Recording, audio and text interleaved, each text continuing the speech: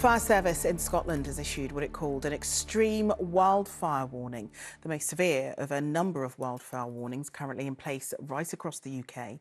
Firefighters have been trying to douse fires in North Lanarkshire and on the Isle of Arran. They're urging trippers to act responsibly in the tinder dry conditions and not start fires. More from our Scotland reporter, Louise Scott. Flames rapidly spread across the hills just outside Glasgow last night as yet another wildfire took hold of Scotland's dry grassland. And the scene wasn't much better today.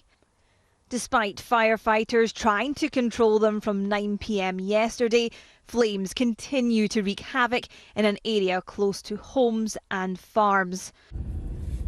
This was the scene Roddy Maxwell faced as he was evacuated from his farm last night.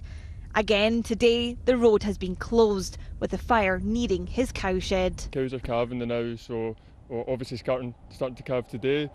So we're just trying to get it all sort of organised. My dad's up there just now, but I can't go up. He's got them in the shed, so I think he's just kind of watching, make sure the shed's not filling up with smoke, stuff like that. Last night we had to move them out the shed because it was really smoky. You can see the size of the orange skies above kennel fencing. For the nearby kennel and cattery, it was a race against time.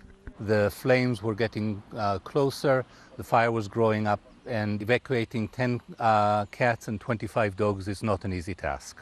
Quite scary? It's very scary. It's a huge responsibility. Time was of the essence. We didn't know how long we had. Yvonne Lebendowski returned from her holiday hoping to pick up her beloved dogs, but the fire is still preventing that.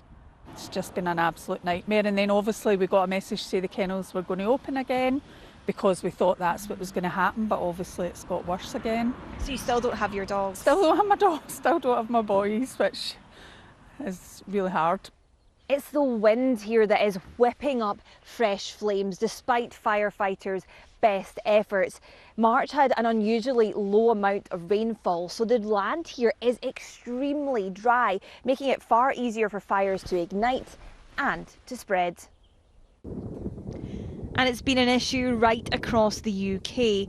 Warnings are in place for London and Yorkshire, with firefighters still tackling a blaze on Marsden Moor in the South Pennines.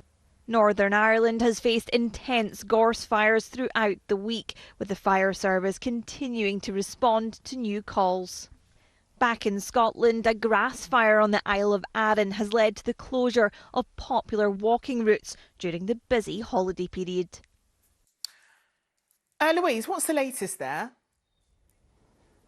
It's still very much an ongoing situation. The fire crews have made progress, but they're not yet on top of this fire. Now, incredibly, this is where we filmed earlier, when the flames were hundreds of metres away. And when we've returned this evening, this entire land is charred. There's still smoke coming from the branches there, smoke further away where there's new parts alight.